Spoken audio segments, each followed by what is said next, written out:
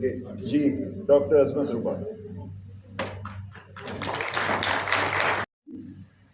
جناب صدر کی اجازت سے میرے لیے یہ بہت سعادت کی بات ہے کہ میں افتخار عارف صاحب کی صدارت میں یہ مقالہ پڑھ رہی ہوں، اور یہ بات بھی بہت خوش آئند ہے کہ ایک شاعر کے کلیات کے لیے صاحب صدر بھی شاعر ہی ہے، ورنہ ہمارے یہاں تو رواج کچھ اور قسم کا ہے. تو اس لیے یہ بہت اچھی بات. جو کتاب مجھے دی گئی تھی تبصرے کے لیے یہاں، اس کا نام ہے شب آئینہ. شب آئینہ پہ بات کرنے سے پہلے میں یہ سمجھتی ہوں کہ اس خیال کا اظہار کرنا بہت ضروری ہے کہ بہت خوش نصیب ہوتے ہیں وہ والدین کہ جن کی اولاد ان کے لیے صدقہ جاریہ کا کردار ادا کرتی ہے، اور بہت خوش نصیب ہوتی ہے وہ اولاد جو کہ اپنے ماں باپ کے افکار کو، خیالات کو زندہ رکھتی ہے. تو میں شہرت بخاری کی تینوں اولادوں علی جی، مقصومہ بخاری اور معصومہ بخاری کو مبارکباد پیش کرتی ہوں، اور ان کے باقی کے جو عزیز و اقارب ہیں انہیں بھی کہ انہوں نے اس تقریب کا اہتمام کیا، اور ہمارے لیے بھی اور ہمارے بچوں کے لیے بھی سیکھنے کے بہت سے مواقع پیدا ہوں گے، اور ہم یقیناً اس پہ بہت سا کام کرنے کے قابل ہو سکیں گے. یہ کتاب اتنی دلچسپ تھی، اور اس میں شہرت بخاری جو ہیں ان کی شخصیت کے پرت اس طرح سے تہ در تہ کھلے مختلف شخصیات کی روشنی میں. یعنی یہ اس طرح سے باقاعدہ ایک سوانح نہیں ہے، بلکہ انہوں نے مختلف شخصیات جو ان کی زندگی میں آئیں، جن میں ان کے والدین ہیں، ان کے استاد ہیں، ان کے احباب ہیں، ان کے دوست ہیں، اور اسی کے پس منظر میں وہ اپنے حالات اور واقعات جو ہیں وہ بھی بیان کرتے چلے جاتے ہیں. میں نے یہ دیکھا کہ شب آئینہ ہو یا کھوئے ہوئوں کی جستجو، انہوں نے جو انتساب کیا، جیسے شب آئینہ کا انتساب اس طرح سے ہے اپنے عزیز بیٹے علی جی اور اپنی پیاری بیٹیوں معصومہ اور مقصومہ کے نام. اسی طرح سے جو کھوئے ہوئوں کی جستجو ہے وہ انہوں نے اپنی بیوی فرخندہ بخاری کے نام کیا. تو یہاں شاعری کے حوالے سے تو میرا خیال ہے آپ لوگ بہت کچھ سنیں گے، لیکن میں یہ چاہتی ہوں کہ جو شہرت بخاری نے ان شخصیات کے، ان تینوں چاروں شخصیات کے جو مرکے ہمارے سامنے پیش کیے ہیں، میں وہ آپ کے ساتھ شیئر کرنا چاہتی ہوں. سب سے پہلے فرخندہ بخاری جو کہ بیگم شہرت بخاری تھی، وہ ان کے بارے میں لکھتے ہیں کہ فرخندہ کو اپنی پھوپھی اور بڑے بھائی سے بہت لگاؤ تھا. یوں بھی وہ کہا کرتی تھی کہ میرا جی چاہتا ہے میں کوئی ایسا کام کروں کہ میرے بعد میرے بچے، پھر بچوں کے بچے جب میرا ذکر ہو طمانیت محسوس کریں اور خوش ہوں. سن 65 میں پاکستان سے والہانہ محبت اور بھٹو صاحب سے عقیدت کا آغاز ہوا جو روز بروز بڑھتا ہی چلا گیا. وہ یادداشتوں میں ایک تفصیلی پیرا لکھا وہ میں ضرور پڑھنا چاہوں گی. وہ کہتے ہیں کہ میں آئینہ کبھی نہیں دیکھتا، یہاں تک کہ شیو بھی بغیر آئینے کے کرتا ہوں، بال بھی بغیر آئینے کے سنوارتا ہوں، اور ٹائی بھی بغیر آئینے کے باندھتا ہوں. سبب تو مجھے معلوم نہیں، بس اتنا جانتا ہوں کہ آئینہ میری زندگی میں وجود نہیں رکھتا. اتفاقاً کبھی سامنے آ جائے تو مجھے اس میں کچھ دکھائی نہیں دیتا. اگر کوئی مجھ سے سوال کرے کہ تیری ناک کیسی ہے یا تیرے چہرے پر کوئی تل ہے تو میں اسے جواب نہ دے سکوں گا. ایک آئینے پر منحصر نہیں ہے، یوں بھی کم، بہت کم لوگ اور چیزیں ایسی ہیں جنہیں میری نظر اور حافظہ اپنی گرفت میں لے سکتا ہے. اگر ایسا ہوتا ہے تو بہت دیر کے بعد. یہی وجہ ہے کہ راستے، نام اور صورتیں مجھے بڑی مشکل سے یاد رہتی ہیں. البتہ میرے سینے میں ایک چیز ہے، جانے وہ کیا ہے؟ ممکن ہے یہ وہی ہو جسے لوگ دل کہتے ہیں، جو دھک دھک کرتا ہے، اور جب تک یہ آواز آتی ہے تو سمجھا جاتا ہے کہ ابھی زندہ ہے. جب خاموش ہو جائے تو کہا جاتا ہے کہ حرکت قلب بند ہو گئی، مر گیا. جو صورت اس کے ذریعے دیکھ لیتا ہوں وہ کبھی نہیں بھولتا.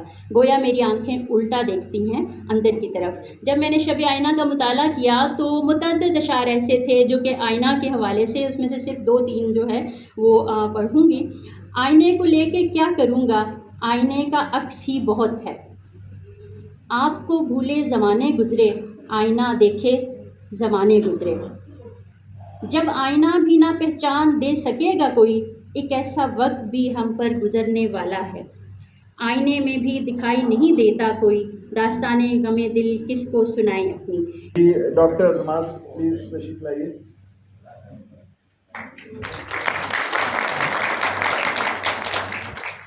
بسم اللہ الرحمن الرحیم. مختصر سے شکریہ کے ساتھ شروع کروں گی، اور اردو کے ممتاز شاعر پروفیسر شہرت بخاری کی خود نوشت ہے کھوئے ہوئوں کی جستجو، اس سے ایک اقتباس ہے. میری شیفتگی ہمیشہ یک طرفہ رہی ہے. جو لوگ پیارے ہوتے ہیں میں ان سے تبادلے میں محبت کا نہ تقاضا کرتا ہوں نہ توقع رکھتا ہوں کہ وہ مجھے عزیز رکھیں. میں آئینہ کبھی نہیں دیکھتا، یہاں تک کہ شیف کے بغیر بغیر آئینے کے کرتا ہوں. ڈاکٹر عصمت رباب نے اس اقتباس کو بیان کر دیا ہے، لیکن میں سمجھتی ہوں کہ اگر ان کی ہم پوری کی پوری زندگی کو جاننا چاہیں تو یہ ایک اقتباس بھی ایک ایسا آئینہ ہے جس میں ہم یہ دیکھ سکتے ہیں کہ شہرت بخاری جو ہیں وہ انہوں نے اپنی زندگی کس طرح سے گزاری. اور ان کا اصل نام سید محمد انور ہے، جو کہ دنیا ادب میں شہرت بخاری کے نام سے جانے جاتے ہیں. لاہور میں پیدا ہوئے اور لاہور ہی میں آسودہ خاک ہوئے. لاہور سے محبت ان کے لہو میں رچی بسی تھی. ان کے کئی اشعار لاہور کے بارے میں ہیں. ایک شعر ملاحظہ فرمائیے: لاہور کے کھنڈروں میں یارب بلبل سا چہک رہا ہوں کب سے. شہرت بخاری کو شہرت پسند نہ تھی، لیکن شہرت کو شہرت بخاری پسند تھے. ابتدا میں اپنا تخلص نرگس رکھا، پھر احسان دانش کے کہنے پر شہرت رکھ لیا اور شہرت کی سیڑھیاں چڑھتے چلے گئے. ان کی شاعری میں کلاسیکی جدت بھی ہے اور رجائیت بھی. شعر و سخن کا بحر بے قرار ہے جس میں چھپے موتیوں کی تلاش اور نشاندہی کے لیے ہم سب یہاں جمع ہوئے ہیں. میں نے ان کے کلام بحر بے قرار سے جس موتی کو تلاش کیا ہے، اس کے بیان سے پہلے میں ان کی خود نوشت سے یہ اقتباس آپ کے گوش گزار کرنا چاہوں گی.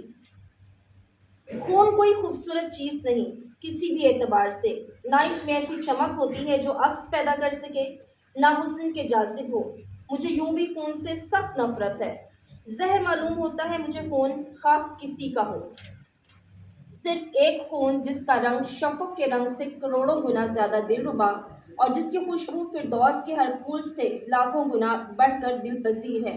یہ خون حسین علیہ السلام کا ہے. اس نام پر میری کائنات صدقے ہو جائے. ایک ہو چکا کفن میں کروڑوں بناؤ ہیں، پڑتی ہے آنکھ تیرے شہیدوں پہ حور کی. لہٰذا مجھے حسین علیہ السلام کے خون کے سوا کوئی خون نہ عزیز ہے نہ محترم.